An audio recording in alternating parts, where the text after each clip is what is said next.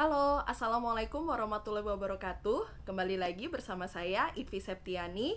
Hari ini saya mau berbagi kepada semuanya, siapapun yang menikmati atau menonton video ini. Jadi, hari ini saya mau berbagi tentang apa yang saya lakukan dan apa yang saya rasakan selama menjalani isolasi mandiri.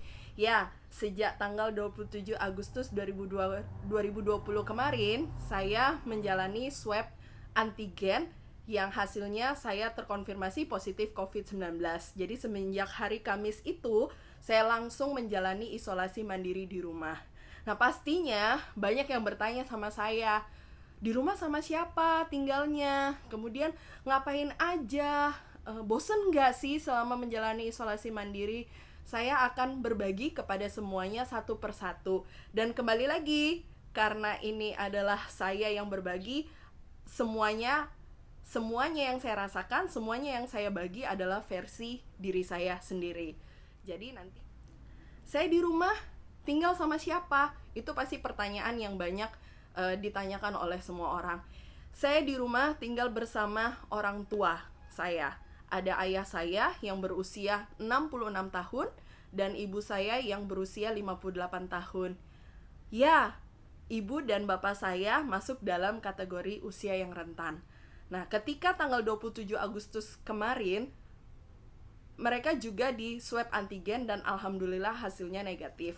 Lalu saya langsung menjalani masa isolasi mandiri. Apa yang dilakukan? Yang dilakukan pertama kali ketika kita menjalani isolasi mandiri adalah melaksanakan protokol kesehatan dengan disiplin dan diterapkan di dalam rumah. Artinya, siapapun orang yang ada di dalam rumah itu wajib menggunakan masker dimanapun, kapanpun. Pokoknya menggunakan masker. Jadi saya di dalam kamar, kalau di dalam kamar sendiri baru saya buka masker, tapi ketika saya keluar kamar saya menggunakan masker. Jadi ketika saya ngambil air minum, kemudian saya berjemur, kemudian saya nonton TV atau saya makan di meja makan, itu semuanya menggunakan masker. Nah, ketika saya makan di meja makan, itu memang benar-benar mengatur jarak. Dan saya jarang makan bersama dengan orang tua.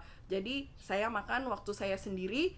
Dan ketika diskusi atau ngobrol sama orang rumah, itu benar-benar diatur jaraknya. Jadi tidak ada yang berdekatan, kemudian tidak nempel-nempel, tidak peluk-peluk. Jadi benar-benar melakukan physical distancing.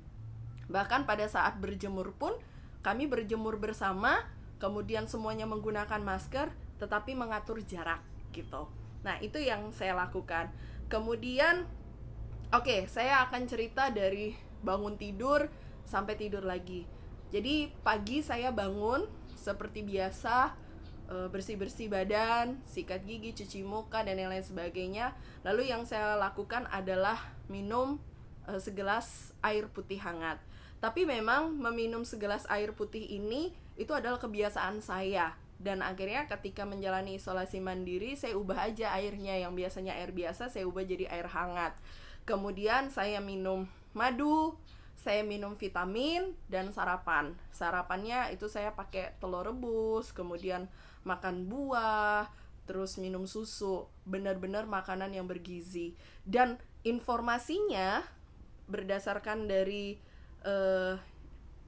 Kementerian Kesehatan kalau tidak salah ya, bagi orang yang terkonfirmasi positif COVID-19 itu harus memenuhi 3.000 kalori per harinya.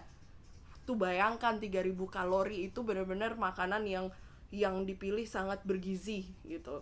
Jadi ya seperti itu. Karena apa, tujuannya adalah untuk menaikkan imun tubuh. Nah, jadi itu sarapan. Selesai sarapan, saya berjemur selama 30 menit. Jadi saya berjemur 30 menit. Habis itu balik lagi ke dalam rumah. Saya beraktivitas seperti biasa.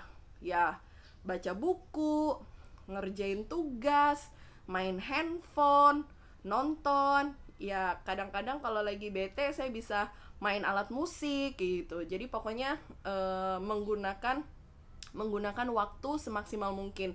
Jadi akhirnya saya membaca buku-buku yang selama ini mungkin tidak selesai dibaca, akhirnya saya baca. Ya itulah mengisi kekosongan, mengisi hari-hari selama isolasi mandiri. Kemudian makan siang seperti biasa. Pokoknya dipilih 4 sehat 5 sempurna, minum vitamin, minum susu lagi, makan buah. Nah biasanya setelah itu saya beraktivitas lagi, dan terkadang saya tidur siang. Baru sore bangun, ngumpul lagi, ngobrol-ngobrol sama orang rumah. Malam makan seperti biasa. Jam 9 itu saya udah tidur. Karena memang yang diperlukan itu adalah menjaga diri supaya tetap fit. Dan imun kita itu diproduksi pada saat kita tidur, sangat maksimal diproduksi pada saat kita tidur. Jadi seperti itu.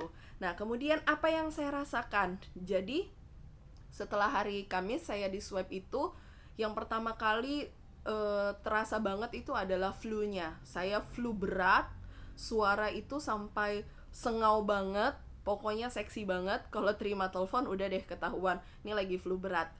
Nah jadi bisa dibayangkan sendiri gimana suara saya pada saat hari Kamis, Jumat, dan Sabtu itu. Jadi kurang lebih 3 hari lah flu saya. Jadi flu itu dibarengin dengan ya bersin, kemudian terkadang sakit kepala di bagian depan gitu karena flu, bawaan flu-nya. Saya minum obat flu, kemudian istirahat yang cukup. Nah flu-nya selesai di hari Sabtu Minggu. Kemudian ternyata batuk saya batuknya belum selesai, masih. Dan waktu itu sempat mengganggu sekali batuknya, karena batuknya ini hadir di saat-saat saya mau tidur malam hari. Jadi itu gatel banget di tenggorokan. Yang saya lakukan adalah minum air hangat, kemudian biasanya air hangatnya ini saya campur dengan madu. Jadi saya minum, kemudian agak legaan, agak enak, jadi saya bisa tidur, bisa istirahat. Jadi itu. Dan hari ini tadi saya dikunjungin oleh tim kesehatan, tim dokter dari gugus tugas di kota saya. Jadi mengecek keadaan saya bagaimana selama menjalani isolasi mandiri, kemudian ngecek makannya, kemudian dicek saturasi dan segala macam, semuanya dicek. Dan tadi diambil darah juga untuk dicek IVA testnya. Jadi seperti itu. Dan obat yang saya minum itu dari dokter saat ini adalah obat batuknya, mengurangi batuk, karena saya ngerasa terganggu dengan si batuk ini gitu. Dan ada obat antivirusnya yang diminum. Jadi itu obat yang dari dokter saya minum. Sisanya adalah vitamin, minum madu, makan buah, makan telur, minum susu, berjemur, kemudian olahraga yang ringan.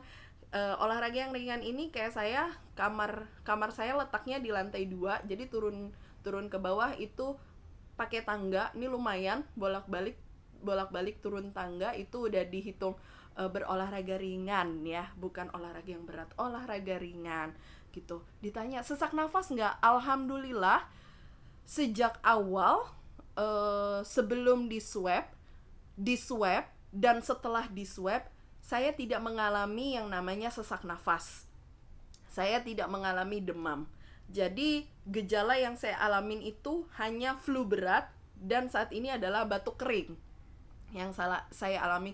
Oh iya, dan yang paling penting itu adalah indera penciuman saya atau kemampuan penciuman saya saat ini sedang tidak maksimal berfungsi.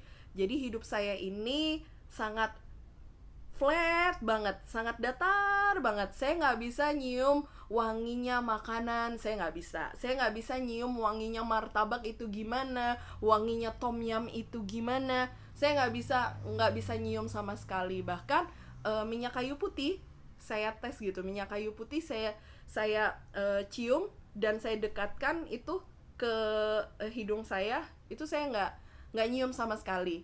Itu pada saat hari Kamis tanggal 27, Jumat, Sabtu, Minggu. Dan kemarin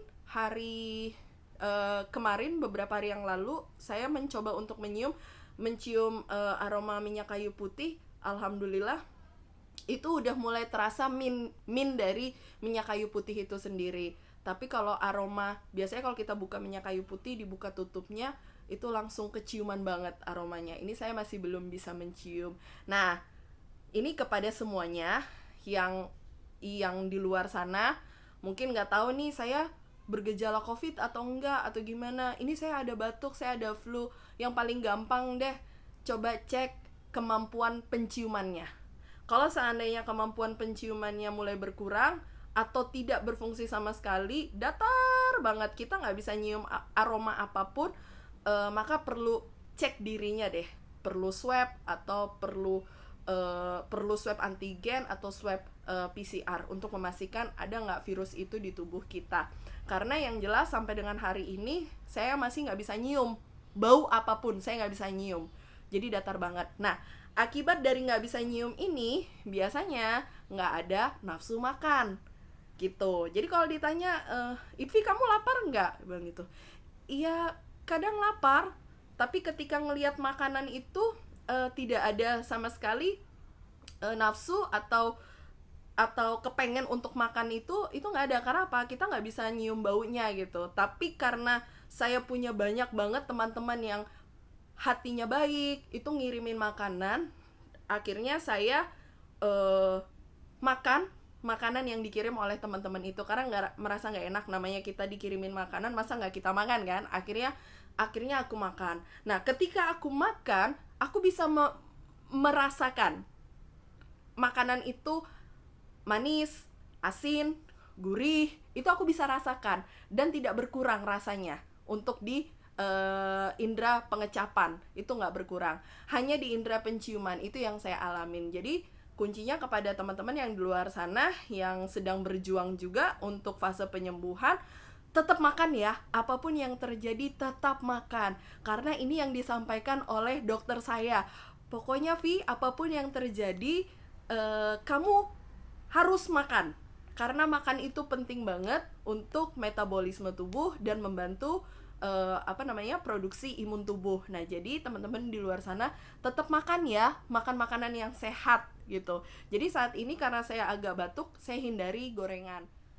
Jadi pesan untuk semuanya yang saat ini sedang masuk dalam fase penyembuhan atau yang dalam kondisi sehat walafiat di luar sana, pesan saya yang pertama adalah laksanakan protokol kesehatan. Ini penting banget. Gunakan masker, rajin mencuci tangan, kemudian menjaga jarak, dan kurangi keluar rumah ketika kegiatannya tidak terlalu urgent banget.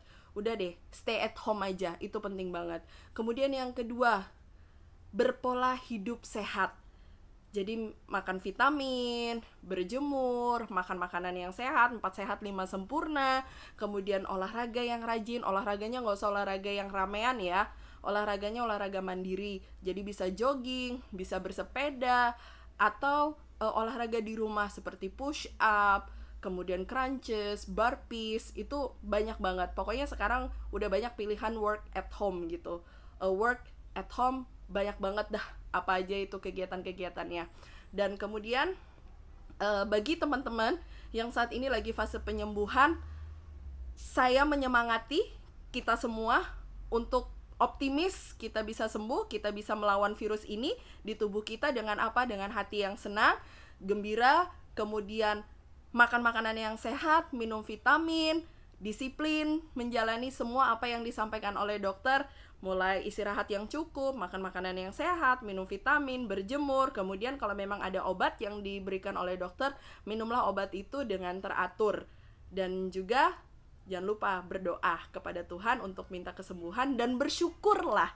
Bersyukurlah apapun yang terjadi kepada kita, tidak ada satupun kejadian tanpa izin dari Tuhan. Jadi tetap bersyukur apapun yang terjadi.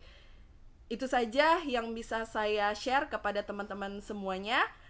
Sampai ketemu lagi di video saya selanjutnya. Sampai jumpa. Wassalamualaikum warahmatullahi wabarakatuh.